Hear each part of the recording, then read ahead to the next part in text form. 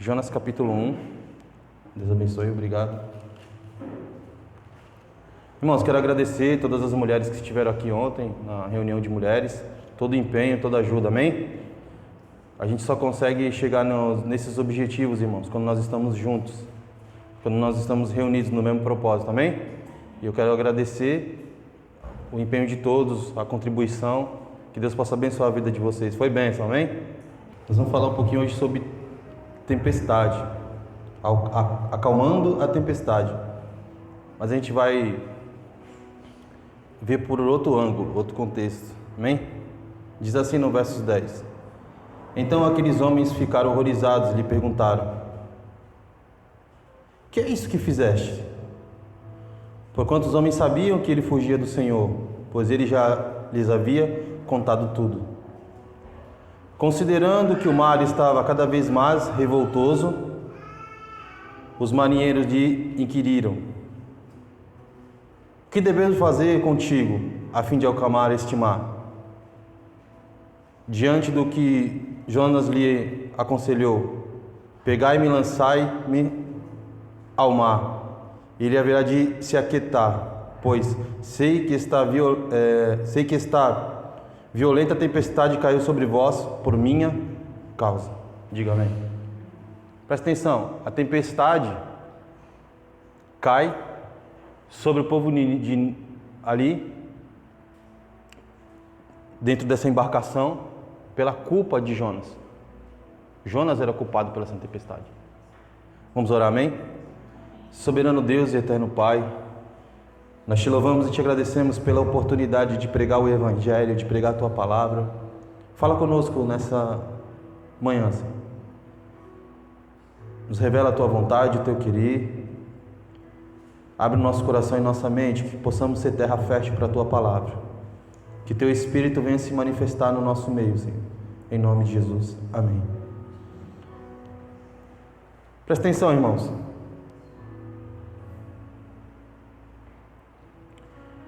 A tempestade vem sobre Nínive por causa desse homem, por causa de Jonas. Mas a gente precisa entender um pouco do contexto da história. E a gente precisa trazer essa situação para a igreja, expressar essa palavra para a igreja.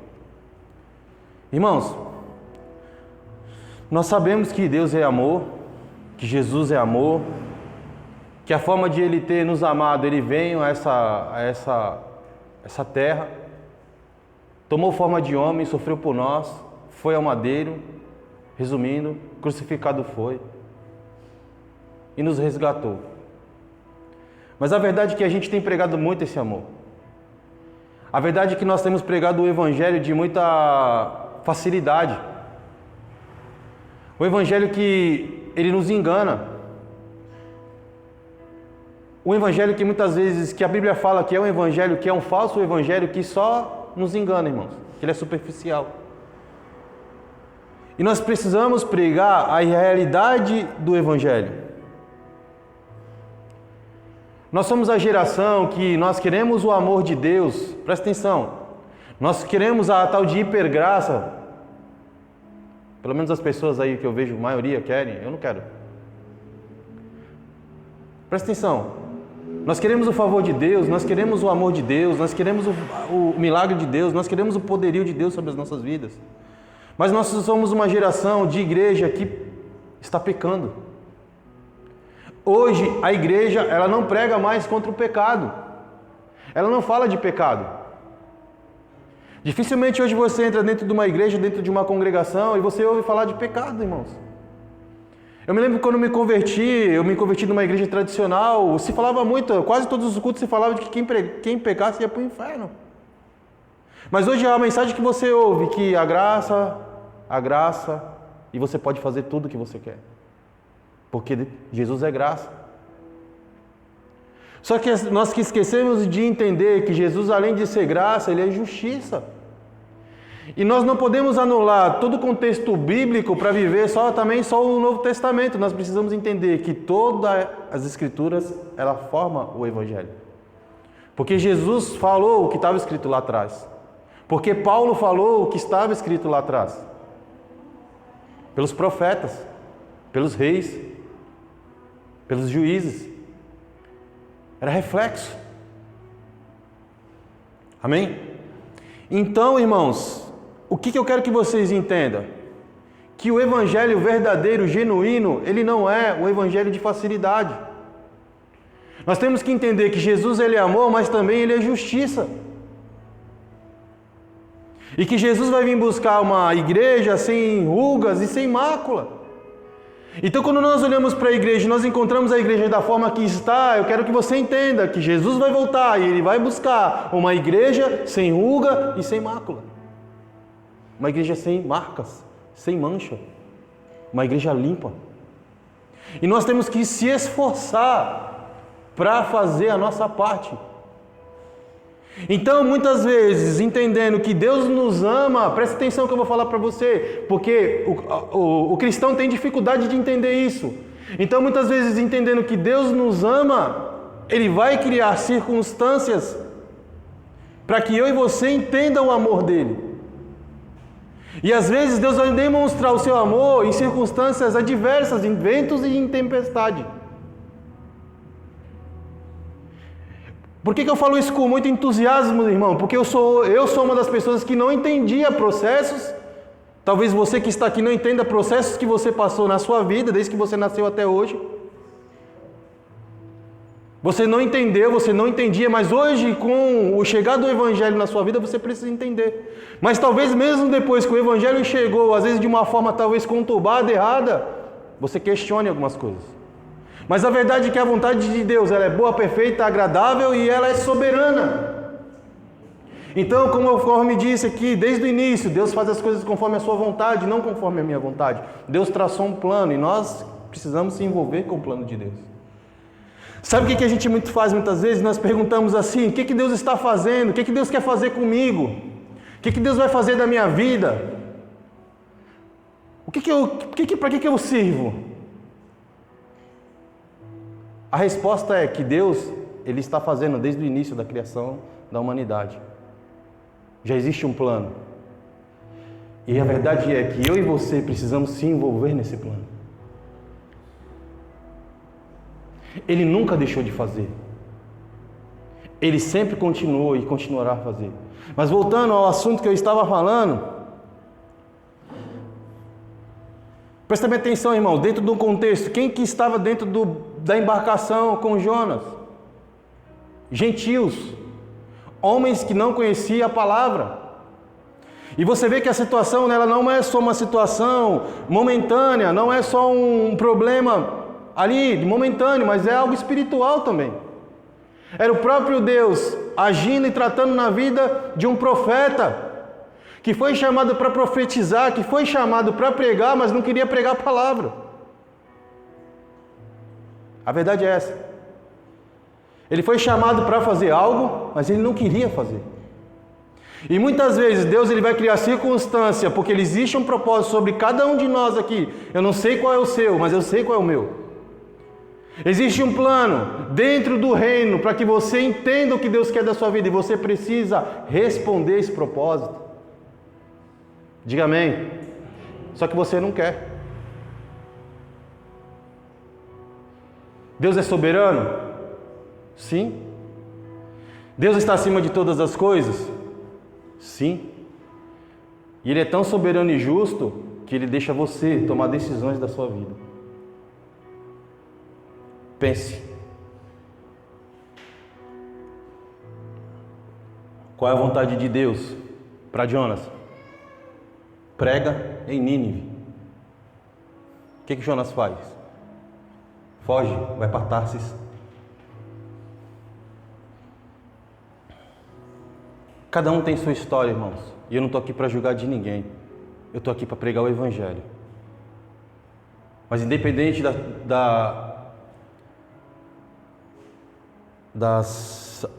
vamos dizer assim, das atitudes que você tem tomado, independente de tudo que você tem tomado para si, para a sua vida, você precisa entender que você precisa ouvir a voz de Deus e não a sua voz. Mas muitas vezes Deus vai criar circunstância a qual Ele vai deixar você escutar a sua própria voz. E você vai decidir Ou você responde a sua própria voz, que é a sua vontade, ou você responde a voz de Deus. Tem muita gente, presta atenção, que está na igreja, que se diz cristão, vamos dizer assim, para não falar só de igreja, porque a igreja somos nós, que está na igreja, que se diz cristão, mas não condiz com a verdade do Evangelho.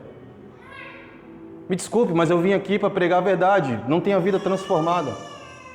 Mente, são mau caráter.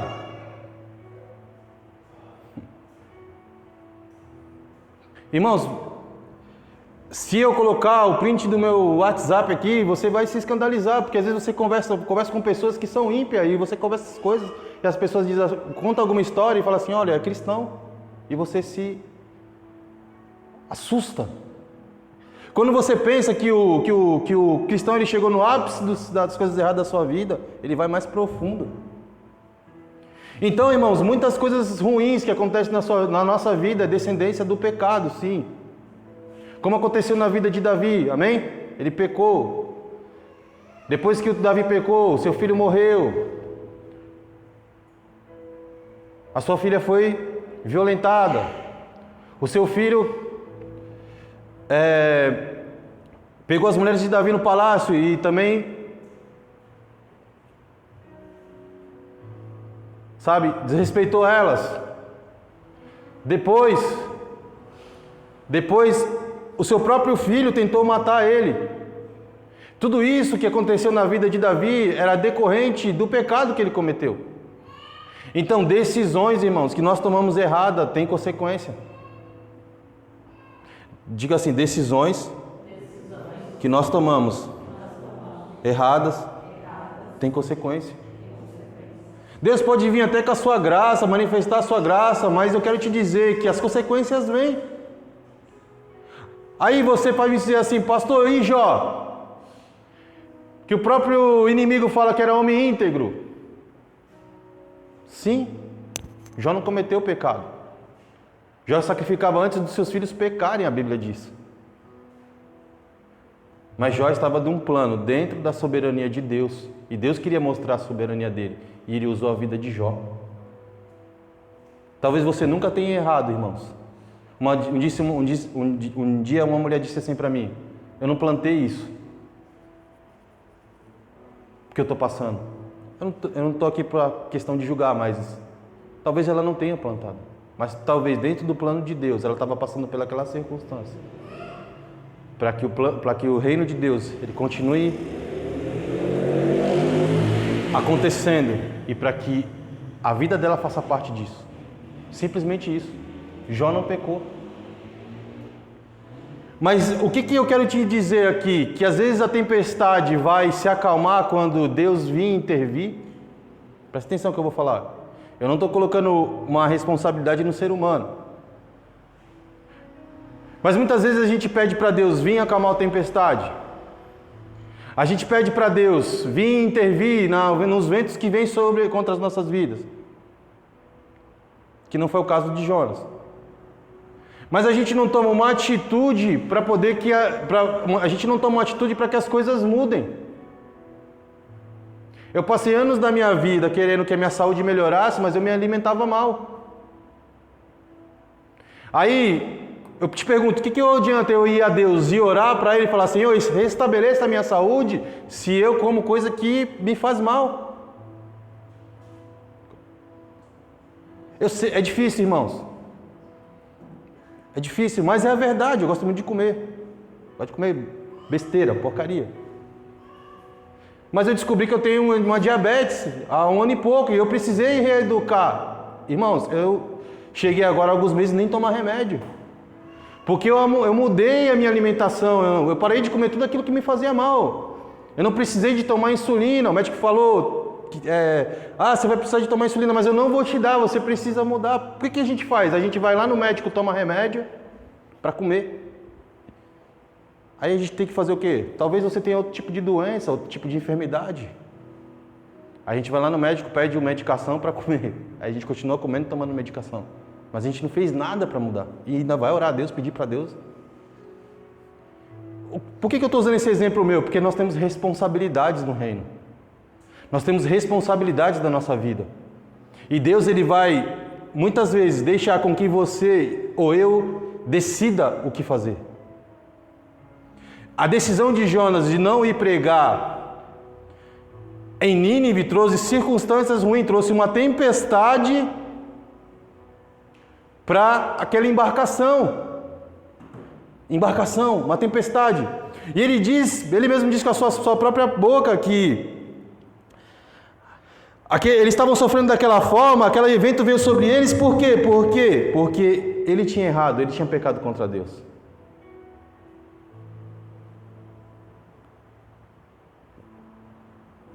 Mas a gente é a geração que quer que Deus intervenha. Nós somos a geração que quer que Deus faça milagre. E não é errado, irmãos. Escute-me. Não é errado. Eu não estou falando que é errado.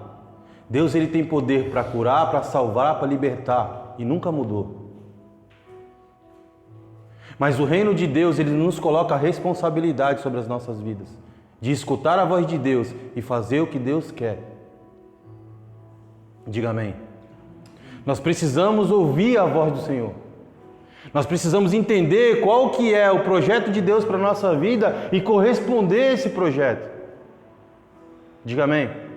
Então muitas vezes a tempestade vem, as coisas erradas vêm, as circunstâncias ruins vêm por causa do pecado, mas também não.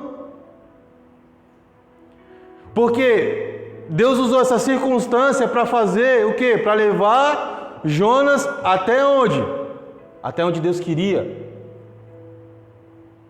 Então o fim de curso não é onde você quer. O fim de curso é onde Deus quer. Entendeu? Eu quero ir para tal lugar. Aí eu vou. Só que Deus me chamou para ir para outro. O que Deus faz? Deus cria uma circunstância para que você volte. Presta bem atenção, irmão, no verso 14. Olha só, presta atenção. Por isso suplicaram ao Senhor. Por isso suplicaram ao Senhor nestes termos. Ó Senhor, eis que nós rogamos. Ó Senhor, não nos deixe morrer por conta da vida deste homem. E que não nos culpes pelo sangue inocente, porque tu, ó Senhor, fizeste como te aprouve fazer. Quem que estava falando aqui? Aprouve fazer. Quem que estava falando aqui? Os ímpios, os gentios. Sabe o que Jonas estava fazendo, irmão? Dormindo. Acorda Jonas aí, está dormindo. Jonas estava dormindo. Presta bem atenção, irmãos. Qual que teria que ser a primeira atitude de Jonas? Orar, falar com Deus. O ímpio vai orar e Jonas vai dormir. Olha o contexto da história. O pastor da congregação, ali da congregação que era Jonas, vê de ele estar em oração, ele está só dormindo. E nós somos os pastores das nossas casas, das nossas famílias. Enquanto o ímpio ele está sendo correto, nós estamos dormindo, nós estamos errando. E quando nós como é que a pessoa controla algo dormindo, irmãos? Como é que a pessoa fala com Deus dormindo? Às vezes nós estamos dormindo espiritualmente, irmãos. E as coisas estão acontecendo do nosso redor. Aí presta atenção. Aqui poderia Jonas... Jonas ele vê que ele é culpado. Ele, não, eu sou culpado. Estou errado. Fala para os homens. É por causa de mim. Me joga no mar. Se vocês me jogarem no mar... A tempestade acaba. Assunto encerrado, problema resolvido, amém? Ele prefere ser jogado no mar do que se submeter a Deus, irmãos.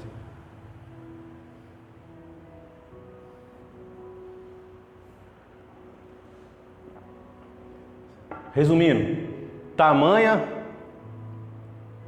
tamanho homem desprezando o Senhor. Um profeta desprezando. Sabe o que ele estava fazendo ali com outras palavras? Não quero saber de Deus. Eu prefiro morrer do que fazer o que Deus quer que eu faça. Eu prefiro fugir. Irmãos, Jonas, ele fugiu de todas as formas que ele pôde, ele tentou, ele fez para fugir de Deus, irmãos. Só que quero te dar uma notícia nessa manhã. Dele não tem como fugir. Pode fechar o olho, pode amarrar os braços.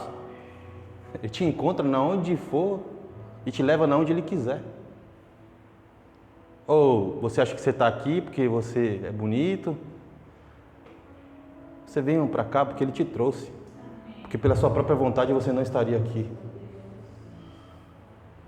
Sabe pela nossa própria vontade onde a gente estaria? Lá no mundo. Eu comendo. Bebendo, se drogando, se prostituindo. Porque eu quero te dizer uma coisa nessa manhã. Se tirar Jesus da tua vida e da minha vida, não sobra nada. Sobra um ser desprezível. Sobra um ser que só quer saber de pecar. Sobra um ser que só quer fazer maldade para o próximo. E a igreja, ela precisa se arrepender dos seus pecados. Sabe por quê, irmãos? Nós temos vivido uma geração de crente mais picareta da história. Que não paga as contas. Que não honra seus compromissos. Que não ama. Irmãos, as pessoas dentro da igreja, eu estou falando de cristão, irmãos. Essa palavra é para crente. As pessoas dentro da igreja têm separado por nada. Se separam por nada. Por incompatibilidade de pensamentos. Ah, eu não concordo com o que ela fala, vamos se separar. Ah, eu não concordo com o que ele fala, vamos se separar. Ah, eu não gosto da roupa que ele veste, vamos se separar. Não é como os cristãos antigos. Meu avô falava assim para mim: se comer a carne vai roer o osso. Ele queria dizer, é até a velhice. Mas eu foi o contrário, eu casei com o osso e agora... que era magrinha, agora ela engordou. E ela também, né? Que era magrinha também. Mas irmãos, era isso. Meu pai falava, se você casar, você não volta mais para casa. Sua responsabilidade. A minha sogra falou num dia que eu fui casar para mim, não aceito devolução. Porque é responsabilidade, irmãos. É princípio. Os homens têm abandonado suas mulheres dentro de casa. E sabe o que as mulheres têm feito? Pela frustração, pela falta de homem que existe hoje, dentro até do cristianismo, elas vão procurar outra mulher para se relacionar. É verdade ou é mentira? E por si também os homens procurando outras mulheres, outros homens.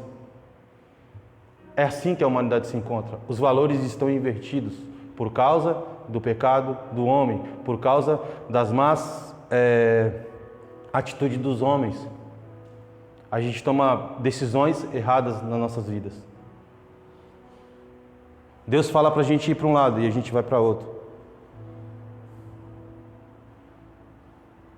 Então, se o sofrimento não faz com que você ore, você está errado. Irmãos, como é que o sofrimento, Deus está te apertando, Deus está te levando para o calabouço. Alguns dizem que no fundo do poço tem um ralo. Deus está te levando para aquele lugar. E como você não consegue falar com Deus, irmãos? Como você não consegue recorrer a Ele e falar assim, eu preciso de Ti, eu preciso mudar as circunstâncias da minha vida. Eu preciso ouvir a Tua voz. Irmãos, eu não sou diferente de vocês, não. Muitas vezes eu quero ficar de boa também. Pô, vamos ficar mais de boa, não precisa correr. Eu sou meio assim, tá? Eu uso uma fé que se acomoda. Deixa Deus fazer. Vamos guardar na mão de Deus, a gente não faz nada, irmão. Você acha que Deus vai vir aqui abrir um negócio que você quer abrir? Ele vai lá na prefeitura abrir um CNPJ e falar para você, começa? Você acha que Deus vai vir aqui pregar sua Bíblia lá na favela, pregar para os que estão perdidos? Se a igreja é representante de Cristo nessa terra? Você acha que Deus vai vir aqui abraçar o seu filho que você não fala que você não tem amor? Ou vice-versa? Você acha que Deus vai vir fazer isso no seu lugar? Você acha que Deus vai vir aqui falar para você tomar atitude? Muitas vezes Deus ele manda um aviso, irmão. Você precisa escutar. Quando Deus avisar, é para você fazer. E Deus está avisando nessa manhã. A gente precisa mudar as nossas respostas diante de Deus para mudar as circunstâncias das nossas vidas. Então, se você tem dito não, começa a dizer sim. Se você está indo para um lugar que Deus não quer, retorne, converta o teu caminho.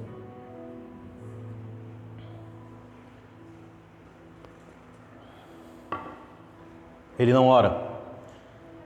Ele não fala com Deus. Diante de tudo que aconteceu, Jonas não fala com Deus. Aí sabe o que Deus faz? Ele é jogado no mar, todo mundo conhece a história, amém? Ele vai parar aonde? Dentro do grande peixe? Sim. Sabe o que ele vai fazer lá dentro? Lá ele vai orar. Pergunta: por que não fez antes?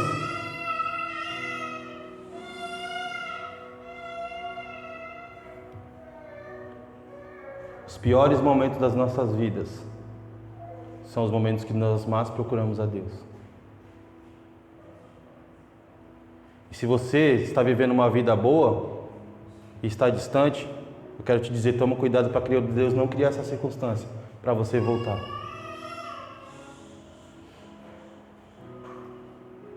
Esse é o verdadeiro evangelho. O sofrimento que te aproxima de Deus.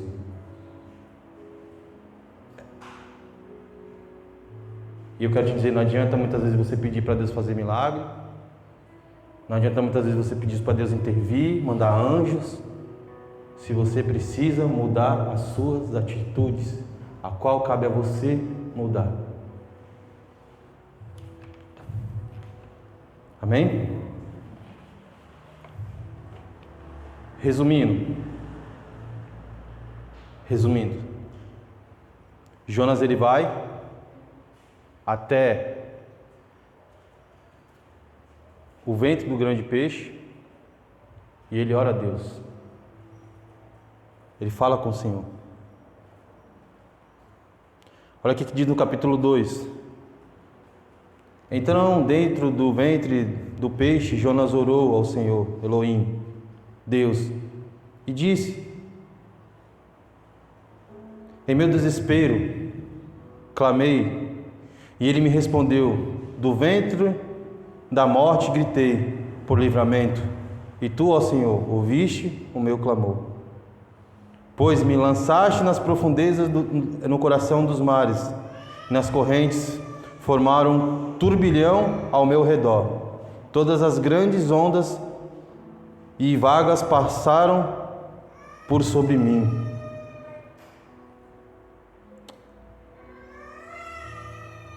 Então pensei, fui expulso da tua presença.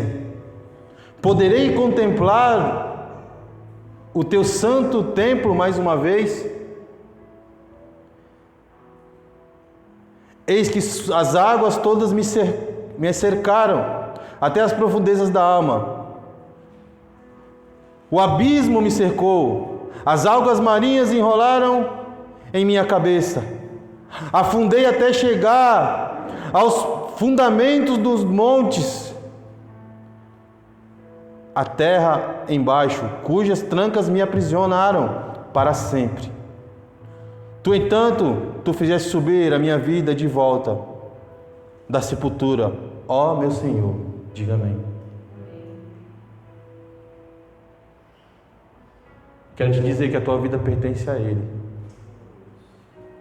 Que tudo que você é pertence a Ele. Ele deixou Jonas ir até as profundezas, no lugar mais de abismo, no lugar mais de sofrimento, para que Jonas pudesse reconhecer quem Deus era na vida dele. Quem Deus é na sua vida? Em que posição Deus está na sua vida?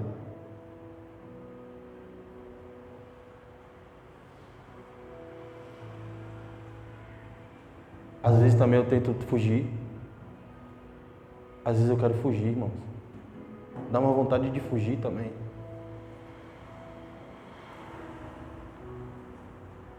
Dá uma vontade de fazer minha vontade.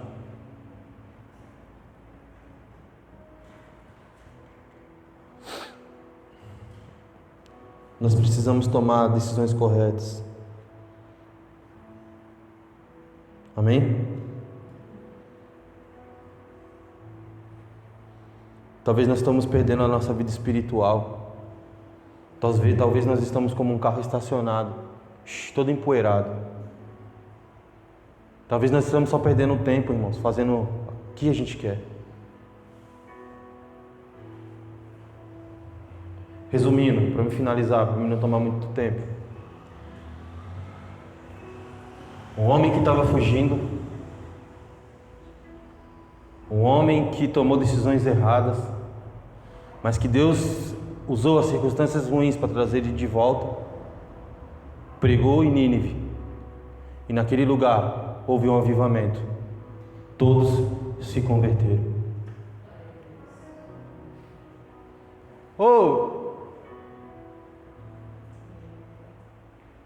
É você. É você que não quer. É você que foge. É você que Deus quer usar. Deus vai te levar para Nínive. Nínive é a vontade de Deus para a tua vida. Por mais que eu e você tente fugir, não tem como. E o que eu posso te falar nessa manhã gloriosa? Se arrependa dos seus pecados. Tome as atitudes corretas, decisões corretas na sua vida. E pregue o Evangelho, pregue a palavra. Existe uma multidão de pessoas perdidas lá fora, esperando você chegar com as boas notícias, com as boas novas. Amém? A tempestade se acalma quando Deus intervém, mas a tempestade se acalma quando Deus deixa a gente tomar as nossas decisões. Tome as decisões certas. Ore a Deus, fale com Ele. Nós precisamos de ser uma igreja que ora, que fala com Deus. Fique de pé em nome de Jesus.